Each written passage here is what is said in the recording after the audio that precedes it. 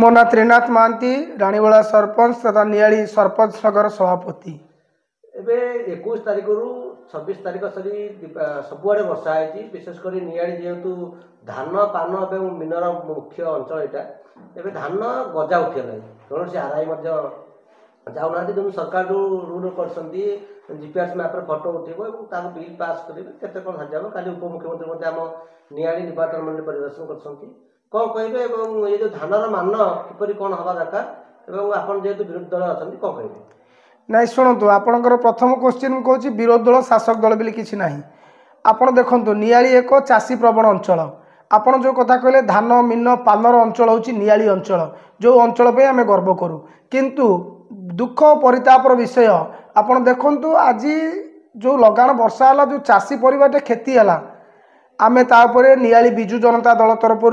नियालीर तहसिलदार महोदय से नथिले आडिशनाल तहसिलदार को मेमोरांडम देइथिलु तत्संगे संगे आमे जाइथिलु नियालीर जे एग्रीकल्चर ऑफिसर अच्छा देखा करियो सी जो आईन कानून पाठ पढ़ेले आमको ता मु जा भाविली मोर व्यक्तिगत अनुभूति मु कहूची आपण गोटे चाषीटे के गोटे एंड्रॉइड फोन लेके जाइपर बिलर जीपीएस ट्रैकिंग करियो से जो जिओ टैगिंग जो शब्दटा कहते गोटे चाषीटे कदापि कर चाषीर मुंड बिंधुची ता धान गजा हो गला धानटा उठाई सुखिला धान को आणव से गजा धान को साउंटिब ना जिओ टैगिंग कर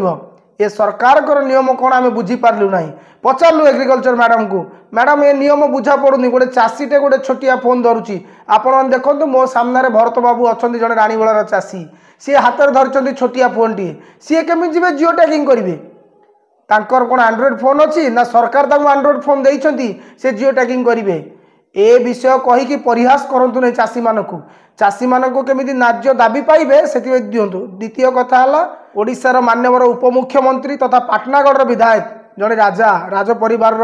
सदस्य सी काली आसते नियाली अंचल को नियाली अंचल परिदर्शन कले मु देखुली आपण मानक न्यूज गणतंत्र चतुर्थ स्तंभ आपण मैंने आखि खोली था समस्तंकर आपण मान माध्यम देखुली से बहुत चाषी सहित डिस्कसन करुले किंतु कौन क्षतिपूरण देव कहून से कथा आलोचना करुले क्षति होती निश्चय देखुं मैंने चाषी आड़े आगू चली जाटा भी आम देखीचु किंतु आम तरफ आम विजु जनता दल तरफ दाबी करूँ आपण उचित क्षयक्षति दिंतु दल मत निर्विशेष सी चाषी हूँ कौन दलर नुहे एटी पक्षपातिता नीति न करा जाऊ मु गोटे काली राति आज सका गोटे खबर पाइली दीपांचल केते जगार डॉक्यूमेंट कलेक्शन होजे क्षयक्षति दिज्व किए डॉक्यूमेंट कलेक्शन करने आपण मानू कही कौ भित्तिरे आपण माने कलेक्शन करुछंती कहा निर्देश कलेक्शन करुछंती कहिबे कि से कलेक्शन करने दायित्व तांकु देइछि किए जदि सरकार देइछंती ताले जनप्रतिनिधि मानू जनइछंती कि नियाली ब्लॉक करथिबा जनप्रतिनिधि माने जानिछंती कि नियाली ब्लॉक जो अफसर अच्छा एग्रीकल्चर अफसर मैडम सी जनइछंती कि आपण मान देखिथिबे विगत 2-3 मास तले क्रॉप सर्वे होउतिला छोट छोट पिला जो मैंने कॉलेज पाठुआ पिला आम माध्यम निजुक्ति कराइला धान बिल मध्य को जाई से माने सर्वे करेंगे जदि से ही पिला मानू आज जिओ टैगिंग दायित्व दि जाता निश्चिंत भल होता कारण से माने ए कामटा आगुरी करने सुविधा होता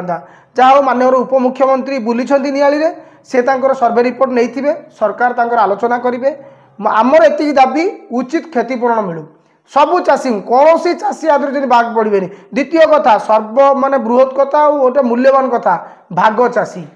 जोटा एक इम्पोर्टाट इश्यू आपण मैंने जानिथिबे नियाली रे बहुत लोग भाग चाषी अच्छा सरकार ता ऊपर ध्यान दिंतु भाग चाषी उचित न्याय पातु कारण चाषी तो जुए चाषी सी भाग दे देछि सी ता अकाउंट को जदि पैसा पड़े सी भाग चाषी की दब कि नहीं संदेह किंतु गोटे भाग चाषी बिलरे ता झाड़ बुहाई खटी परिश्रम करी धान टी करा तार जो धान कौन आम मु तो कहूँ मो पंचायत में बहुत पनीपरिया भी क्षयक्षति होती समस्त को उचित भाव में प्राप्य मिलू समान भाव में मिलू जहाँ सरकार नियम आमे कहूनु जे आकु दिया जाऊ ताकु दिया जाऊ जहाँ आपणकर गाइडलाइन कहूँ जहाँ आपणकर सरकार केंद्र हो राज्य हो मान निर्धारण करिसेंती सेही अनुसार आपण दियंतु निश्चिंत भाव में देखंतु सरकारंकर निष्पत्ति हेछि तांकर आपण देखिथिबे मु भाबुची पर दिन बोधे 3टा बेलू बिजु जनता दल प्रेस कॉन्फ्रेंस होता आमर जे खलिकोटर कविसूर्यनगर पूर्वतन विधायिका लतिका प्रधान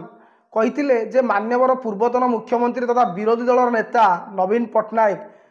जीवे गंजाम गस्तरे धानर क्षयक्षति देखा যেତେବେଳେ নବୀନ ପଟ୍ଟନାୟକ ନାଁଟା ଶୁଣିଲେ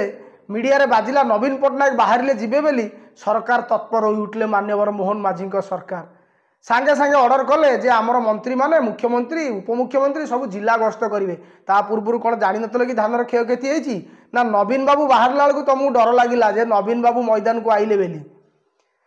ତ ହଉ ସେ ତ ତାଙ୍କର ଆସିଥିଲେ ଉପମୁଖ୍ୟମନ୍ତ୍ରୀ ନିଆଳି ପରିଦର୍ଶନରେ। ଦୁଃଖ ପରିତାପର ବିଷୟ ମାନ୍ୟବର ବିଧାୟକଙ୍କର ବୋଧେ କୌଣସି ଜରୁରୀକାଳୀନ କାମ ଥିଲା,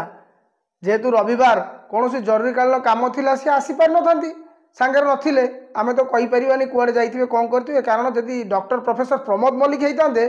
ସିଏ ନିଆଳି ବଜାର ଜଗି ବଇଥାନ୍ତେ କେତେବେଳେ ଆସିବେ ମୁଖ୍ୟମନ୍ତ୍ରୀ କି ମନ୍ତ୍ରୀ କି ଅଫିସର, ଆମେ ନେଇକି ତାଙ୍କୁ ନିଆଳି ବୁଲେଇବୁ, କହେ କ୍ଷୟକ୍ଷତି ଦେଖେଇବୁ। ସେଥିଲାଗି କ'ଣ ଥିବ ବିଧାୟକଙ୍କର କ'ଣ କାମ ଥିବ ଆମେ କହିପାରିବାନି। କିନ୍ତୁ ଡକ୍ଟର ମଲ୍ଲିକ ପ୍ରମୋଦ ମଲ୍ଲିକ ଯିଏକି ତିନି ଥର ବିଧାୟକ ହୋଇଥିଲେ ଅଞ୍ଚଳରେ,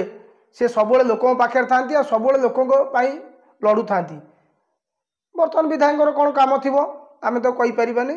ସରକାରୀ କାର୍ଯ୍ୟକ୍ରମ ଥିଲା, କ'ଣ କାମ ଥିବ ଆସିପାରିନଥିବେ। କିନ୍ତୁ ଯାହା ହେଉ ଉପମୁଖ୍ୟମନ୍ତ୍ରୀ ତ କ୍ଷୟକ୍ଷତି ଦେଖିଛନ୍ତି, ଆଶା କରିବା ଯଥାଶୀଘ୍ର ସାଧାରଣ ଜନତାଙ୍କୁ ତାଙ୍କର ନ୍ୟାୟ ମିଳୁ ବୋଲି। କଣ୍ଟାପଡ଼ା ପଞ୍ଚାୟତ ସମିତି ସଂଘର ସଭାପତି ସଞ୍ଜୟ ରାଉତରାୟ ମିଶିଲେ ଏବଂ ପରେ ନିର୍ବାଚନ ପରେ ହେମନ୍ତ ମଲ୍ଲିକ ମଧ୍ୟ ଆମ ଉତ୍ତରାୟଣ ପଞ୍ଚାୟତର ସରପଞ୍ଚ ମିଶିଲେ। ସୂଚନା ମିଳିଛି ଯେ ଆପଣ ଯେହେତୁ ଲୁଲୁ ଭାଇଙ୍କର ଶିଷ୍ୟ ଥିଲେ, ଲୁଲୁ ଭାଇଙ୍କ ବିଚାରଧାରାକୁ ବିଶ୍ୱାସ କରୁଥିଲେ, ବିଜେଡ଼ିକୁ ଆସୁଛନ୍ତି ଏବଂ ଲୁଲୁ ଭାଇଙ୍କ ଝିଅ ଯେଉଁ ଦଳରେ ଅଛନ୍ତି ସେ ଦଳକୁ ଯିବେ ବୋଲି କିଛି ଗୁଞ୍ଜରଣ ହେଉଛି, କ'ଣ କହିବେ ବିଷୟରେ? ସର୍ବପ୍ରଥମେ ଆପଣ ଯେଉଁ କଥା କହିଲେ ଦିବଙ୍ଗତ ନେତା, ଓଡ଼ିଶା ରାଜନୀତିର ସାଲିସବିହୀନ ସମ୍ରାଟ ଯାହାକୁ କୁହାଯାଉଥିଲା ଲଲାଟେନ୍ଦୁ ବିଦ୍ୟାଧର ମହାପାତ୍ର ଲୁଲୁ ଭାଇ ଆମକୁ ରାଜନୀତିକୁ ଆଣିଥିଲେ, ଛାତ୍ର ରାଜନୀତିକି। ଆମେ ତାଙ୍କରି ଆଦର୍ଶରେ ଅନୁପ୍ରାଣିତ ହୋଇ ଛାତ୍ର ରାଜନୀତିକୁ ଆସିଥିଲୁ। କିନ୍ତୁ ସମୟକ୍ରମେ ଆମେ 2014 ମସିହାରେ ବିଜୁ ଜନତା ଦଳରେ ଯୋଗଦାନ କରିଥିଲୁ, ବିଜୁ ଜନତା ଦଳ ପାଇଁ କାମ କରୁଥିଲୁ। ଆଜି ମଧ୍ୟ ବିଜୁ ଜନତା ଦଳରେ ଅଛୁ, ବିଜୁ ଜନତା ଦଳ ପାଇଁ କାମ କରିବୁ। ମାନ୍ୟବର ବିରୋଧୀ ଦଳ ନେତା ତଥା ଆମ ଦଳର ସଭାପତି ନବୀନ ପଟ୍ଟନାୟକଙ୍କ ନୀତି ଆଦର୍ଶରେ ରହି କାମ କରିବୁ। ନିଆଳି ନିର୍ବାଚନ ମଣ୍ଡଳୀରେ ନିଆଳିରେ ଯିଏ ଆମର ନେତା, ଯିଏ ଆମକୁ ନିଆଳି ମାଟିରେ ପରିଚୟ ଦେଇଛନ୍ତି, ଆମର ପ୍ରିୟ ନେତା ପ୍ରଫେସର ଡକ୍ଟର ପ୍ରମୋଦ ମଲ୍ଲିକ ସାର୍ଙ୍କ ନେତୃତ୍ୱରେ ରହି ଆମେ ନିଆଳିବାସୀଙ୍କ ସେବା କରିବୁ, ଦୀପାଞ୍ଚଳବାସୀଙ୍କ ସେବା କରିବୁ। ଏବଂ ସର୍ବଶେଷରେ ଆପଣଙ୍କର ଯେଉଁ କୋଶ୍ଚିନ୍ ଥିଲା ଦଳ ଛାଡ଼ିବା କଥା, ମୋର ଯେଉଁମାନେ ଭାଇ